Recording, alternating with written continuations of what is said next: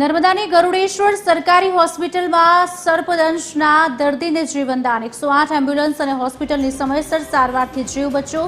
જુલાઈ મહિનામાં સર્પદંશના કુલ 17 દર્દીઓની સફળ સારવાર। એન્ટીસ્નેક વેનમ ઇન્જેક્શન બન્યા દર્દીઓ માટે આશીર્વાદરૂપ। જિલ્લાની તમામ સરકારી હોસ્પિટલ્સમાં પૂરતા પ્રમાણમાં દવા ઉપલબ્ધ। સાપના ડંખમાં વિલંબ કર્યા વગર 108નો સંપર્ક કરવા તબીબની અપીલ।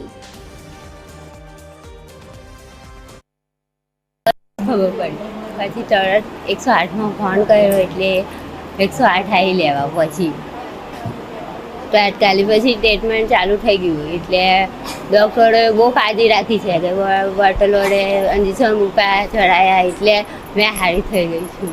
ઇમરજન્સીમાં પેશન્ટ આવે તો આપણે એને બે તરીકે કેટેગરાઇઝ કરીએ છીએ કે ન્યુરોપેલેટિક સ્નેક છે કે પછી વાસ્ક્યુલોટોક્સિક સ્નેક છે। જો વાસ્ક્યુલોટોક્સિક હોય તો આપણે નસકોરામાંથી લોહી આવવું, પેશાબમાંથી લોહી આવવું, ચક્કર આવવા એવું બધું થાય તો આપણે પેશન્ટને સૌથી પહેલાં આપણે ASV આપીએ છીએ જેને એન્ટીસ્નેક વેનમ કહેવાય છે। અને બાકી જો વધારે પેશન્ટને કોઈ તકલીફ હોય કે પેશાબ ઓછો આવે તો આપણે પેશન્ટને આગળ ડાયાલિસિસ માટે એના માટે રિફર કરીએ છીએ। અને જો પેશન્ટ બીજું છે કે ન્યુરોપેલેટિક સ્નેક બાઇટ, જો આપણે કોબ્રા બાઇટ છે, ક્રેટ છે તો એમાં ન્યુરોપેલેટિકના સિમ્ટમ હોય છે જેમાં છે કે આંખોમાંથી દેખાવું ઓછું, ડબલ દેખાવું, પછી શ્વાસ લેવામાં તકલીફ પડવી, બોલવામાં તકલીફ પડવી। તો આપણે પેશન્ટને સૌથી પહેલાં આપણે નિયોસ્ટિગમેન અને એટ્રોપિનના ટ્રાય આપીએ છીએ। જો પેશન્ટ 3 ડોઝથી ઇમ્પ્રૂવ થઈ જાય તો આપણે પેશન્ટને પછી આગળની સારવાર માટે અહીંયા જ રાખીએ છીએ।